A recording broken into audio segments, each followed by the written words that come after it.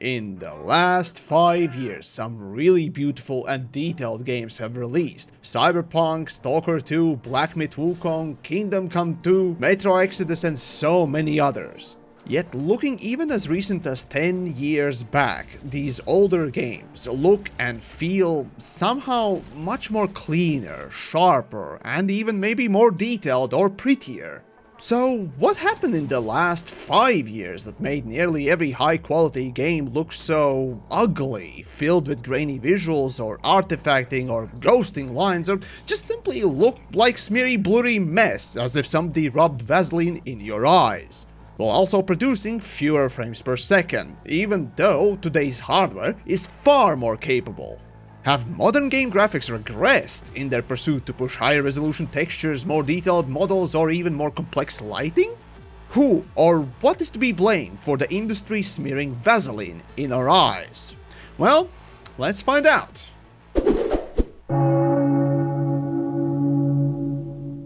Over the years, game developers have tried all manner of methods to push the game graphics forward. However, along with that also comes the question of who cares? After all, the recent Battlefield 2044 failure, while the success of something as low poly as BattleBit, at least on the launch, are a perfect example of how gameplay is the king. Even the more recent success of Schedule 1 or something as old and as living dumpster fire nightmare as Roblox lends some credence to the notion that gameplay is what the gamers want first of all.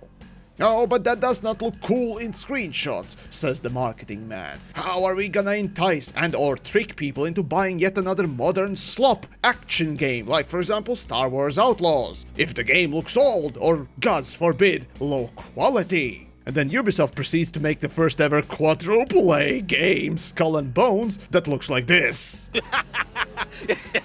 I don't owe you a sliver up your ass! Now the point being, these big games keep pushing graphics because, well, people are idiots. It's a lot easier to convince someone that the game is of high quality if it has pretty visuals. And there is a certain truth to having good looking game and it being fun to play, mainly thanks to the good looks. However, I noticed that, especially in the last 5 years, majority of the best looking games that put emphasis on graphics actually have been looking really bad.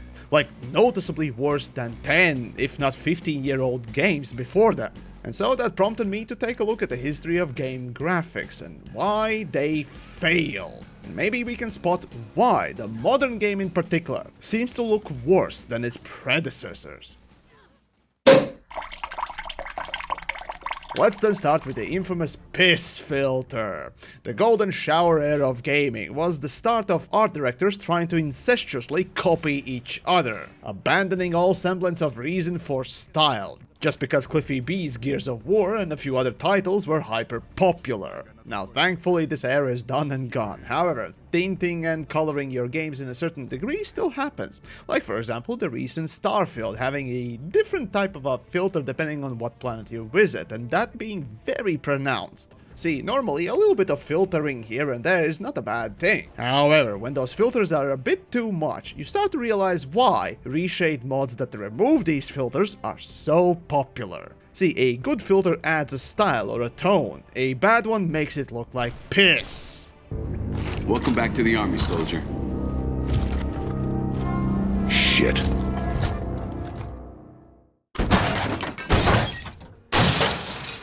Alright, now that we're good and lubed up, let's start with the first horseman of bad visual apocalypse. The bloom, motion blur, and depth of field.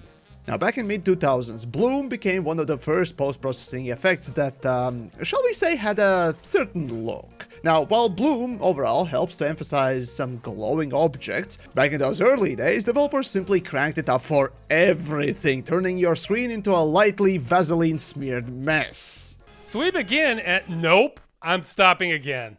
Notice how the sky is so bright and vibrant while the terrain is dark as oil? Well, a lot of games in the mid-2000s had horrendous lighting, not because of technology limitations, but because a lot of art directors collectively lost their damn minds. See, around this time, graphics technology was able to add a full-screen bloom effect via hardware. So because it was new, developers decided it was the answer to everything. I honestly can't understand how anyone thought this was a good idea. I think this is hideous. I mean, sure, this might be good as a special effect, like looking at the sun or during an explosion, but no, just smear it on absolutely everything and call that progress. Now today, thankfully, developers have learned to use this method sparingly and in right places. But even with that, plenty of mods exist only to remove this effect alone. Now as for motion blur and depth of field, oh fuck me sideways. Ever since developers got access to programmable shaders and could read the depth buffer, that is, get information of how far certain pixels are from the screen, the industry-wide cinematic evolution has taken hold. Well, hey, you know, real-life cameras have focal lengths, and the bokeh effect where the background is blurred in the background, yeah, is very cinematic. So let's make our games more cinematic with more cinema, so that we can cinematic ourselves into the grave. Now this effect was the worst thing in FPS games, my favorite genre, and that's why I'm also today presenting so many FPS games. Now sure, in real life your eyes focuses on the thing that you're looking at. However, when you're looking at the screen, you're not just looking at the middle of it, don't you? And so at the best of cases, depth of field is an annoying effect. And at worst, it actively harms your gameplay. But it's not all bad. For cutscenes, or if you want to hide how low quality models are in the distance for LOD, it still can be a cool effect. However, the same cannot be said about motion blur, another effect that is made to simulate how our eyes and cameras work. Now, unlike depth of field, this actively ruins gameplay every time it's included, and you can thank console peasantry for its widespread adoption. See, more than anything, motion blur, in early days and even today, is used to hide inconsistent frame rates, which consoles running at 30 FPS were doing constantly. This is why motion blur in some games is automatically turned on, even on the lowest settings. And while sure, while you're watching this video, you probably think, well, it looks pretty nice and it's more pleasant to look at. However, while playing the game, you expect the picture to be sharp and clear and consistent, and that's not what motion blur is. It's a smeary, blurry mess, and hence the intense hatred for it. It's also kind of funny that Activision Blizzard, out of all the things, have found a way to make this effect even more annoying in the modern Call of Duty reboots. Instead of motion blurring the environment as you're turning around, by default, there's also motion blur on your weapons. At first I seriously thought that my eyes were going crazy, but no, after filming and looking back at the footage, I was not crazy. This is how bad the blur looks. The grainy piece of shit! LOD, or level of detail, an optimization method that improves performance by simply replacing faraway models with lower complexity ones. The most hilarious example in a modern game you can see is in Cyberpunk, where they simply opted for badly looking sprites. However, the transition between the low poly model and the higher detail one can often be very jarring. Or the game engine can shit its pants and remove the object completely, like in Cyberpunk. Or like in Skyrim, simply pop the model into the scene. So in order to smooth out this transition, you can do a bunch of things, and what game developers as long back as Crysis 1 have opted for is dithering. And I utterly despise this method. But you see, what makes this effect worse is the developers tend to put this transitioning effect speed very slowly, so this is where you notice it. And also, very often it's very close to the camera too, whereas in Crysis 1 it was only used for the distant objects. And also, dithering effect is very dependent on your resolution. The bigger the screen, the smaller the effect, as you can see here. And more importantly, the closer to the camera it is, the more brazen this effect becomes, like for example in Cyberpunk. Now sure, the alternative is either to model pop-in, as with no transitions like in Skyrim, or expensive alpha channel blends that most often don't look that much better either. And that's kind of the thing, the dithering effect is often used for transparency replacement. And yet game developers also have used this effect on something like particle effects or hair, which outside of stylized game look is horrible. And the worst case example you can immediately notice in Cyberpunk's plants. Notice how plants seem to be boiling, which is most noticeable in 720p, since it's bigger pixels and bigger dithering effect. Now, I'm no graphics programmer or an artist, so what the hell do I know, but to me this looks bad, and CDPR should feel bad. But worst of all, why do plants need dithering effect in the first place when they're not LOD swapping?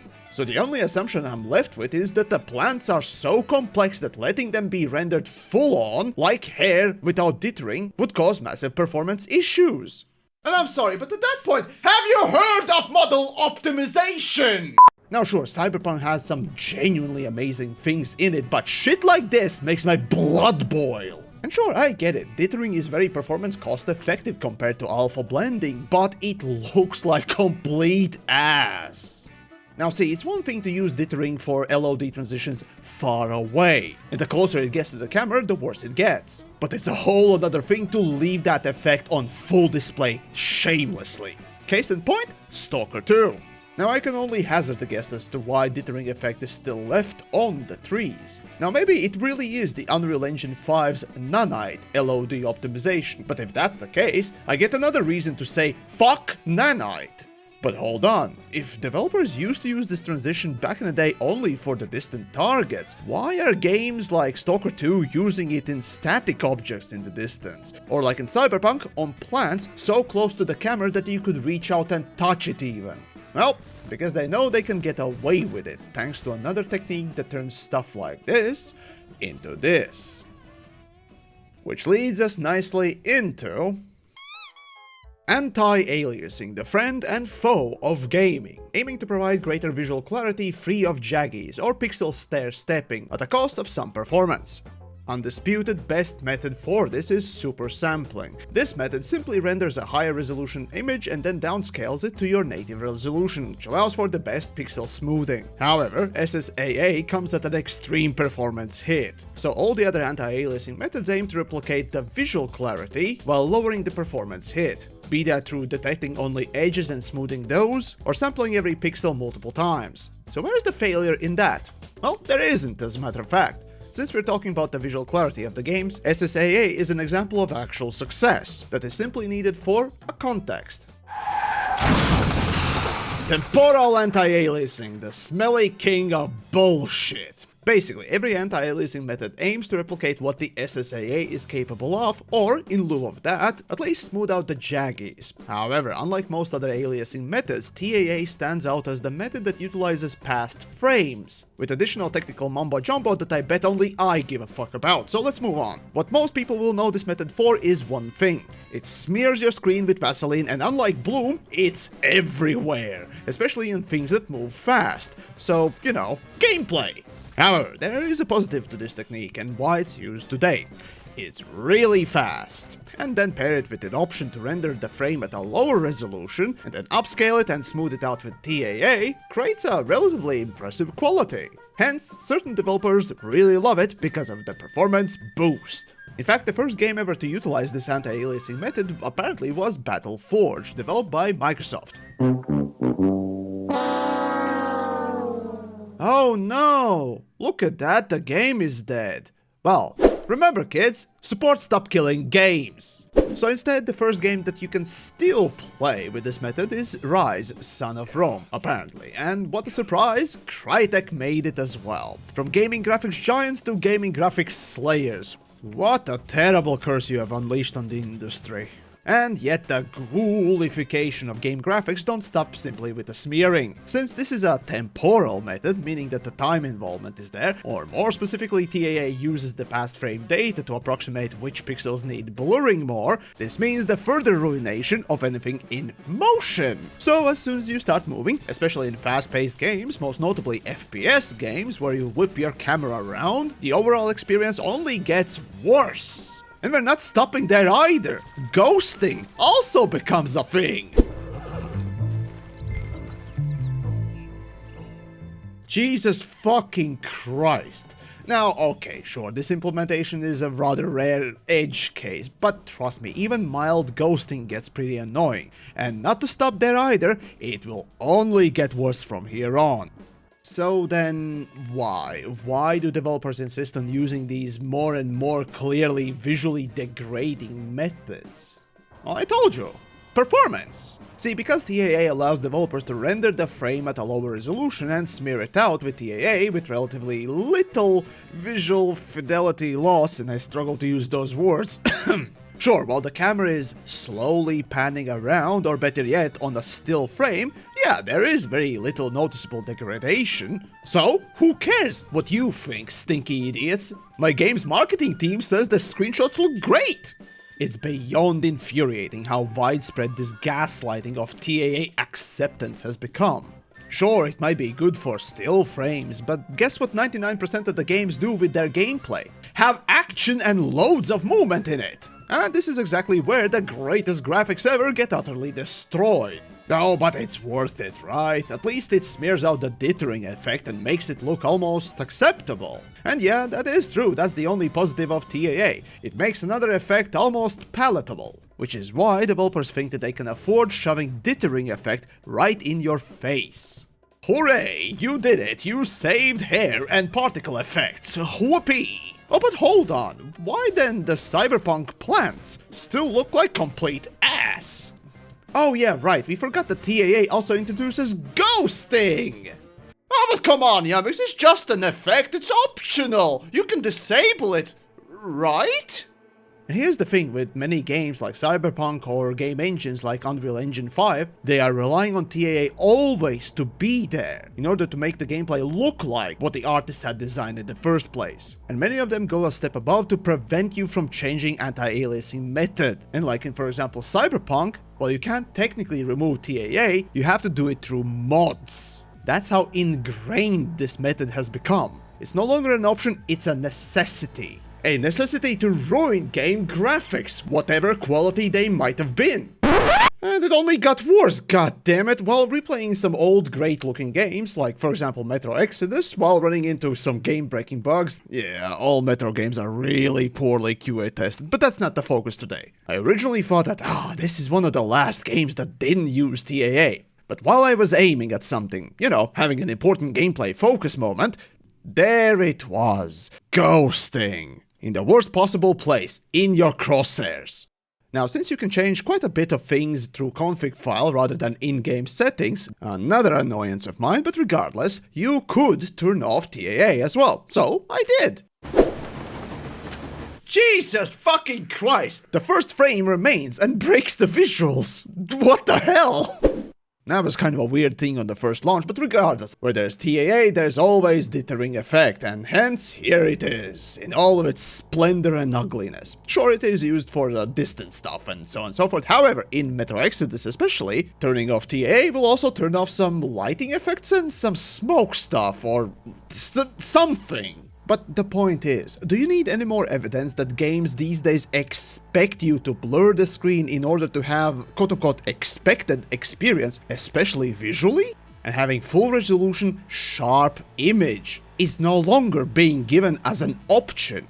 See, the thing is, once every about 5 years I buy the best possible PC on the market. In this case, just recently I did that. And the Red Commie, as I call it, finally can run 4K ultra settings on pretty much every game I choose. And for me, every time I do this, it's really fun to not boot up the latest, greatest games, but old ones that used to be the top of the line, best looking games, and seeing how well they run today. That used to be the case for Crysis, now it is for Cyberpunk and a few other ones as well, as you can see. At the 4K ultra settings and 200 frames a second is just wonderful. The image is crisp, sharp, and the game, even on the 4K, still holds up. That's so cool! However, the more recent the game, the more I notice ugly crap being pushed onto us, while running on those ultra settings, those maximum graphics. And the more recent the game, the more I see developers just saying, fuck you, here's Vaseline on your screen. It just makes me sad. And even if you can remove temporal aliasing in options like in Stalker 2, or through mods like in Cyberpunk, the dithering effect will remain unless you get your hands on source code of the game, so good luck with that. So when it comes to the best looking games in the today's market, you either choose a very grainy dither effect filled game, or a smeary one with temporal aliasing. Because there currently exists no other effect that smooths it out like temporal aliasing, while remaining the proper quality, without artifacting, ghosting, or just a Vaseline look. Oh, and don't you worry, like I said, it only gets worse from here on. Let's talk about Upscalers! Yay! Kill me! So then, Upscalers in recent 5 years have become the biggest performance crutch for genuinely incompetent developers, to a point that now there are games out there using Upscalers as part of their recommended and minimum spec. Case in point, the recent Monster Hunter Wilds. Right, additional notes. SSD required, this game is expected to run 1080p. Okay. Upscaled to 720 native resolution, 30 FPS on the lowest graphics setting. Jesus fucking Christ! And this game does not look like something that would need an upscaler to run on modern hardware at an acceptable frame rate. So clearly, instead of optimizing the game properly, let's just slap a lower resolution frame and call it an acceptable way to play it at a higher, because of fakey fake bullshit. Oh, but that's not all! Oh, recommended spec. Additional notes. SSD required. This game is expected to run 1080p, 60 FPS. Oh, that's pretty... hold on. With frame generation enabled. Under the medium graphics setting... Excuse me? What? Yeah, we're gonna get into the fake frame generation soon, but first the upscalers themselves. So then, originally DLSS and FSR were used to allow high-resolution gaming than is possible currently on hardware. The TLDR then is this. AMD's best puts up a valiant effort for the $500 price difference against the 3090, sometimes coming close or even beating it at 8K. But only sometimes. It still falls short in more demanding titles, even with its greater overclocking headroom, which only serves to further highlight the importance of technologies like DLSS and how much not having it is holding AMD back right now.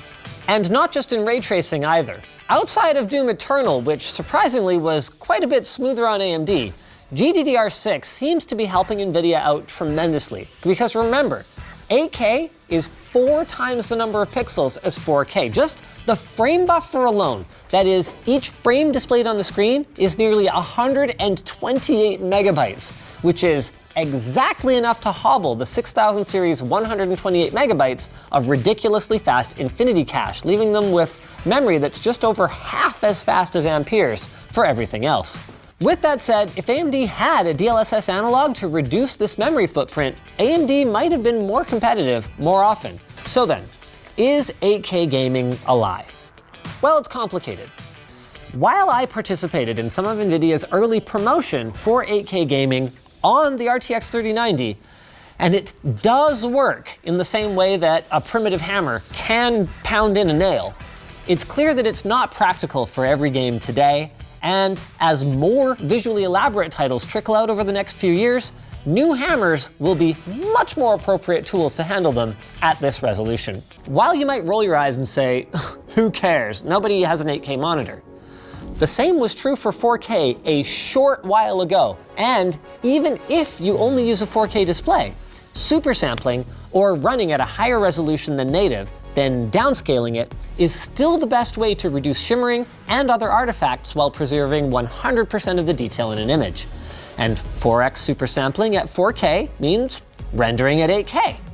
Anyway, the main takeaway is that neither AMD nor Nvidia is even close to creating a GPU that can natively run 8K maxed out AAA games, and that upscaling tricks are here to stay. And that's the thing, upscaling technologies are great to reach these super high resolutions like 16K or even 8K. Or, and this is where it really shined the most, allowing the lowest power devices, like for example Steam Deck, to run more modern games in the first place, like Cyberpunk. Now sure, you'll still be running a low resolution image, but with extra processing you can claw back a little bit of visual fidelity, while the leftover performance from that drop allows you to get better performance overall, going from a cinematic 30 FPS to a proper 60 perhaps, on those low power devices like your grandpa's PC or a Steam Deck. Now what these tools are not okay is for incompetent developers to call their unoptimized games to be called playable at 60 FPS as long as you're using upscalers. Honestly, this kind of shit should be illegal. And in case of Monster Hunter, it really is the case of, hey, you can run our games at 1080p so long as you drop the resolution and not play in 1080p. Idiot! Or what about Cyberpunk? Every single graphics preset is set up to enable FSR. How fucked is that? So does that mean that the game and the developers are telling me that an ultra quality preset, the best possible quality, is achieved in their minds with FSR? But that's not all. It's not just about dropping resolution and calling it a day. If you might have noticed that upscalers today do resemble quite a lot of Temporal Anti-Aliasing, just with a sharpening filter with extra effects on top of it. Which, frankly, they kinda are. Smeary visuals? Check. And emotion increases smeariness? Check. Ghosting? Oh hell yes, even more than TAA alone. Honestly, it's gotten so bad that I can play any game and within 10 seconds I can determine not only what upscaler is being used, but also what setting the developer has set up for the current graphics setting. And hey, you want to see just how bad the upscaling bullshit can go? I present you Stalker 2. This is a crisp 4K image with epic setting. And this is Stalker 2 Potato Pizdets Edition. Yep, do take in the horror and the disgusting nature of the zone. Notice that the game now looks so bad that you can't tell whether or not you're looking at TheYamiks' face or his ass. And so tell me, how did any developer, especially an artist, allow this kind of visual to go on their game? But okay, let's say that it's all in the name of performance. Well, tell me then, where the fuck is my performance going? This kind of crap is struggling to reach 160 frames a second, while at the same time Crysis 1 from 2007, at maximum settings and 1080p, manages over 200. About the same frame rate as Cyberpunk can do on absolute lowest settings. And yeah, you could say that this is not a fair comparison, but honestly, who cares? Fact of the matter is, just like I previously mentioned with the TAA, now upscalers are almost expected as mandatory. Because like TAA, it smears out things, like the dithering effect, it's a benefit all around, except for us, the player. So, like I said previously, either you enjoy full-scale native resolution, low frame rate but crisp image, or have to suck it up and enjoy a smeary mess. And sadly, there is no in-between. And this trend, more than anything, has made the modern games look far worse than the games in previous years. And I got to emphasize this again, so listen carefully. This is the problem. The reason why people hate temporal aliasing or upscaler look is not just because it's an optional thing, because it has become mandatory thing. Because so many of these greatest graphics ever games most often don't even allow you to turn it off. And when they do, the picture turns into a grainy bullshit. Oh, and speaking of grainy picture, especially when we're talking about Stalker 2, this is an Unreal 5 game, and every single game using this engine has to use baked-in Lumen for lighting calculations. Now, there are plenty of problems with Lumen, but most notably, it tries to emulate ray tracing even if the graphics card you're using doesn't have any ray tracing cores. Hence, the shadows without any aliasing constantly seem to be dithering or jittering around. And this is why recent Unreal games have been looking so grainy without any aliasing. And that's kind of the thing with the ray tracing overall. It also relies on denoisers as well as temporal aliasing to smear things out, in order to look somewhat palatable. And yet again, personally, I would much rather prefer a grainy, noisy picture if that would mean I would see the detail in it. And trust me, ray tracing is the future of game graphics in my opinion. The only thing that is stopping us right now is the fact that hardware is just too weak. So in time, it will come. But until then, well, we have to rely on additional approximation technologies. But returning to TAA, it seems that game developers in the last 10 years especially have been sold the dream of how Temporal Anti-aliasing will improve the performance while retaining the visual quality. We wanted to have really clean and stable images for this game. And in early 2014 we began looking into Temporal Anti-aliasing. And I whipped up a quick first implementation of this based on what was available on the internet and in my own head, and it quickly became our primary anti-aliasing solution during production. And this propagated lie has been going on for so long that the uglification of our games have resulted in game engines expecting you to use upscalers in the first place. And so it's not just my feeling that something's been ruining the game visuals in recent years, it's clearly visible to all. Temporal anti-aliasing is used and abused, lazy developers implement upscalers as crutches for performance, while the game engine developers, you know the ones, sell them the lie of, oh well, the automatic optimizer algorithms like Nanite will do the work for you so you can go back to making worlds you love. But guess what? None of the current automatic optimization algorithms or methods actually work, and they're similar in the stupidity of vibe coding. Now, sure, they are better than nothing, but they are far and away from competing with age-old traditional manual optimization. And well, one day ray tracing will eventually solve these problems. Hardware today is not yet there. And I get it, optimization does take a lot of time and effort, but it is worth it. And like I said near the start, gameplay is king. So tell me, what kind of a gameplay can you have with the stuttery, low frame rate mess, even if you have the best graphics in the world? And yes, this definitely is a stab at Star Citizen. And more than that, what the hell is the point of the best graphics in the world if you're gonna be required to smear them in order to get the full quote-unquote quality out of it? I look out in horror as genuinely great looking games and hard working artists who poured their souls and efforts into creating something genuinely beautiful and awe-inspiring, to get obliterated, ruined and erased in one fell swoop by a horribly disgusting method. So fuck Temporal Anti-Aliasing. It can predict the future, generating 3 additional frames for every frame that we calculate. Oh fuck, we still got the topic to talk about. Alright, so yeah, remember Monster Hunter and its recommended spec asking for frame generation in order to meet the bare minimum of 60 FPS on 1080p? Yeah, fucking hell, the parody is writing itself now. Hey guys, our game will be 60 FPS so long as you agree that missing or still frames are still real frames, right? Oh Jesus, the I identify as a real frame joke is now writing itself. However, as fake as frame generation is, well, it actually works. Well, kind of. Now let's take for example Stalker 2 again. The feeling of extra frames really can make the experience a bit more enjoyable. However, for FPS games, this is a very noticeable and undesirable technique.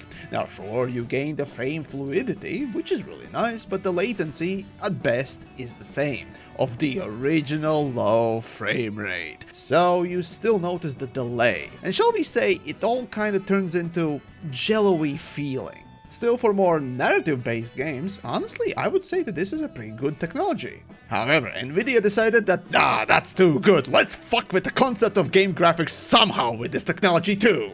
Presenting not just one fake frame for every normal frame, but how about 3 of them? And they all look like shit! No, seriously, ever since the Nvidia 50 series GPUs, the 3 fake frames per 1 real frame method actually measurably is another step into the dumpster fire. Frame generation serves as a smoothing solution between frames. Because it's artificially generating frames to insert, we can regularly observe issues where not all fake frames are created fake equal. In this frame by fake frame, you can see issues with trailing or leading edge objects in motion as they leave ghosting or sparkling in their wake. In some instances, user interfaces distort and duplicate during fake frames. And during multi-frame generation, during multi-frame generation, sorry, I didn't say that alike. Right.